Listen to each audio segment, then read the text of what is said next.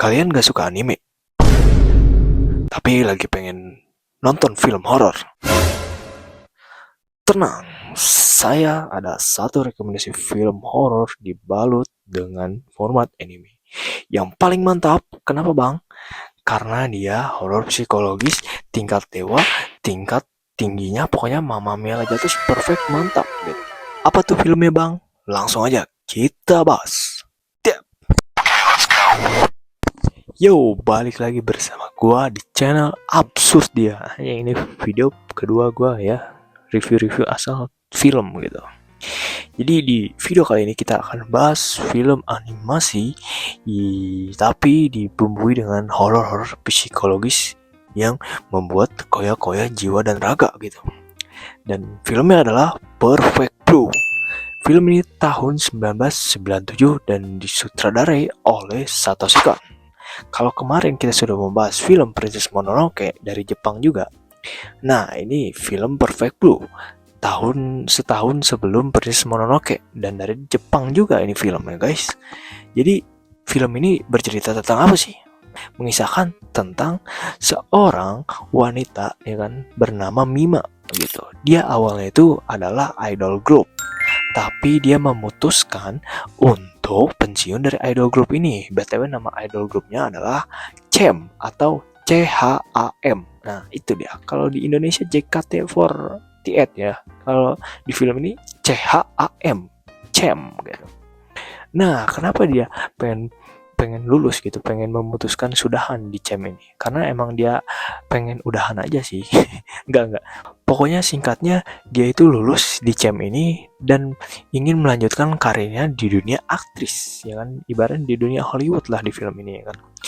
Lah, dan ternyata di dunia aktris ini, di hidupnya jadi lebih kacau dibanding hidupnya sebelumnya di idol. Nah, film Perfect Blue ini kan tahun 1997 rilisnya ya, tapi ceritanya tuh relevan banget gitu.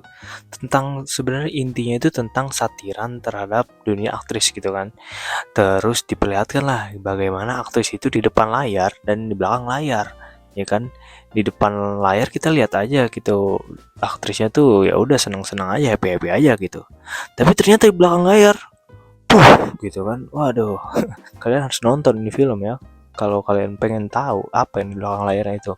Film ini tuh bukan tentang horor psikologis biasa saja sih. Kalau kita bahas secara dalam gitu, kita bedah ini secara dalam bos gitu ya. Dia tuh punya filosofis yang dalam-dalam banget gitu ya.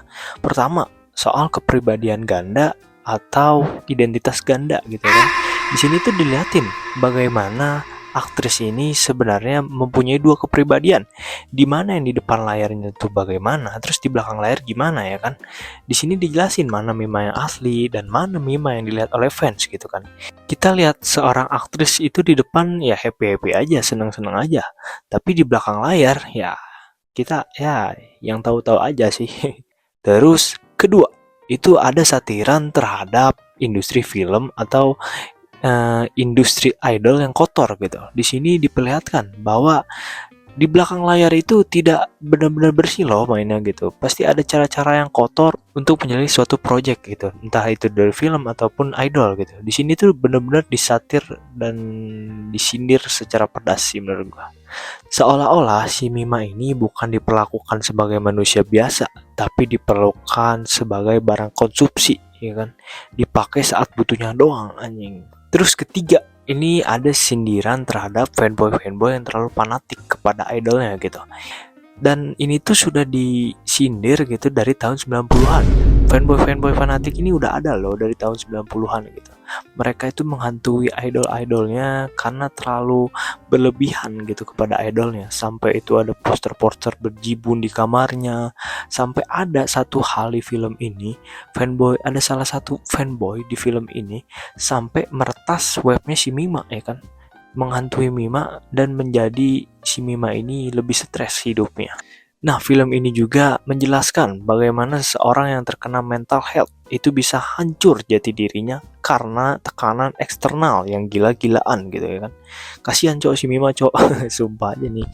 Dari dunia idol ya kan yang dia diperlihatkan ceria, gembira.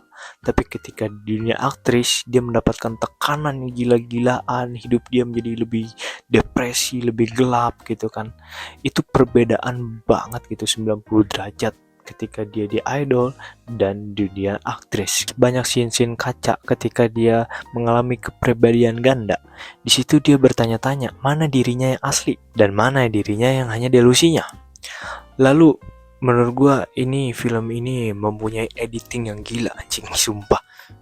Bukan hanya Mima yang kebingungan gitu mana dirinya sendiri yang nyata dan mana yang palsu, tapi penontonnya juga ikut kebingungan karena editingnya yang gila, penuh editing yang jump cut dan transisi yang mendadak, jam-jam kesana kesini yang bikin penonton bingung dan penasaran. Sutradaranya tahu cara mindahin antara realitas, delusinya, dan dunia TV tanpa tanda-tanda yang jelas. Tiba-tiba dia lagi membunuh, tiba-tiba si Mima ini tidur, terus dia tiba-tiba di apartemen, tiba-tiba dia di lokasi syuting. Itu benar-benar gila, Cok. Perpindahan tiap editingnya tuh benar-benar membuat penonton kebingungan anjing, sumpah. Banyak adegan yang ditimpa di film ini gitu ya kan. Contohnya ketika si Mima itu diikuti oleh stalker atau orang asing, tapi tiba-tiba dia dipindahin ke panggung editingnya ya kan. Efeknya itu ngebuat batas realitas dan delusinya yang menjadi kabur gitu, dan membuat penonton kebingungan mampus. Editing di film Perfect Blue ini bukan sekedar teknis saja sih, tapi editing di film ini bisa jadi narasi psikologis filmnya bro. Emang gokil sih aja. Dari mulai editing yang tadi benar-benar gila, terus scoring coy, scoringnya juga main di sini kan.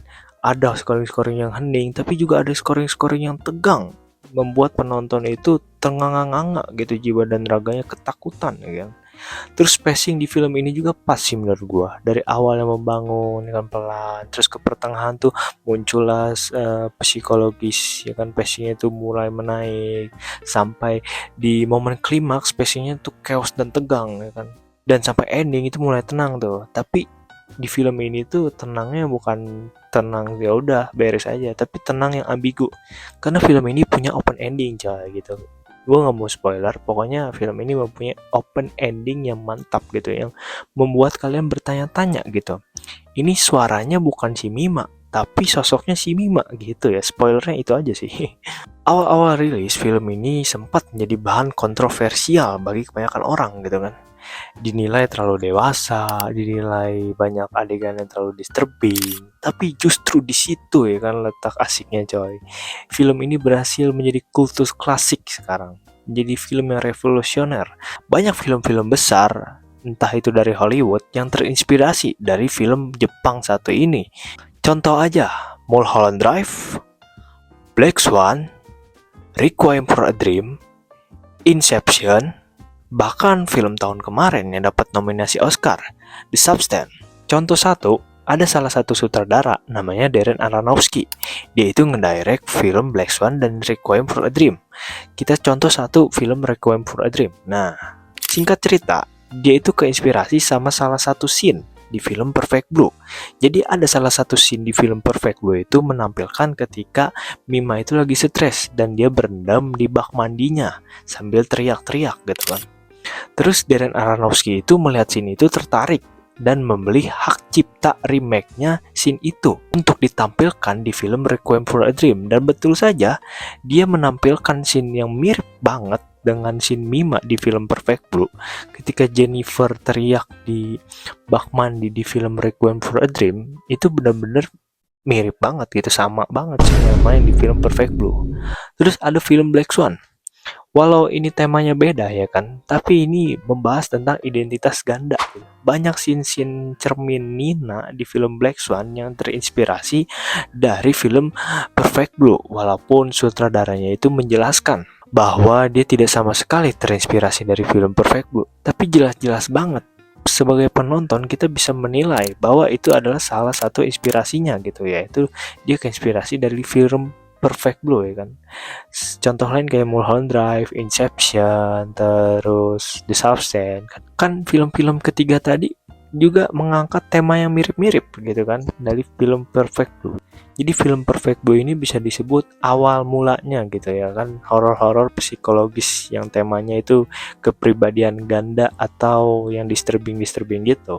Mungkin kekurangan film Perfect Blue ini di animasinya ya. Jadi di awal-awal tuh kalian bakal kurang fokus sih gara-gara animasinya yang kurang mulus. Ya maklumi saja karena film Perfect Blue ini rilis tahun 1997. Jadi ya termasuk anime yang lawas juga gitu. Tapi seiring berjalannya cerita, kalian tuh bakal kecantol sama filmnya walaupun animasinya yang kurang mulus tadi ya kan. Karena yang terlalu klasik lah ibaratnya lawas banget gitu animasinya. Dan yang membuat kalian tidak mempedulikan animasinya karena kalian sudah kecantol sama plot ceritanya ya kan. Ya gokilnya itu sih, mungkin kekurangannya ya di animasi, tapi masih bisa dimaklumi karena ini film animasi lama ya kan, film animasi klasik tahun 1997 ya. Jadi buat kalian ya segera tonton film ini. Kalau kalian nonton di tahun 2050 mungkin kalian udah nggak kuat nontonnya ya. Tapi kalau sekarang ke sekarang masih masih oke lah, masih enak gitu ditonton. Animasinya masih ya tidak masalah gitu, tidak jelek maksudnya ya bagus, tapi ya emang kurang enak dilihat aja gitu. Ya, sekiranya segitu saja pembahasan film Perfect Blue secara singkat ini ya. Emang singkat banget sih penjelasannya. Tapi mungkin itu aja ya yang gua bahas karena gua sudah bingung membahas apa lagi gitu kan. Karena gue juga udah lama sih nontonnya jadi gue agak lupa gitu ya kan ke knowledge tentang ingatan gue tentang filmnya gitu. Tapi satu hal yang harus kalian ingat, ini bukan film horor anime psikologis yang biasa bos. Ini tuh film lebih dari itu kan. Kalian wajib banget nonton film ini kalau kalian pengen nonton horor tapi udah males sama jumpscare atau hantu-hantuan. Kalian pengen horor yang unik gitu ya, horor psikologis yang kayak dibalut dengan animasi. Nah, kalian wajib nonton film Perfect Blue ini karena benar-benar bagus banget toh gitu kan. Absolute cinema gitu dari film ini. Karena revolusioner, god lagi kan. Untuk animasi Jepang ini salah satu yang terbaik sih anjing. Ya sekian dari gua ya kan, singkat saja. Sampai berjumpa di video selanjutnya. Jangan lupa komentar ya, komentar orang kosong komentar gua. Bercanda-bercanda. Pokoknya jangan lupa kalau kalian suka like dan komentar gitu. Kita lanjut di video selanjutnya. See you, goodbye.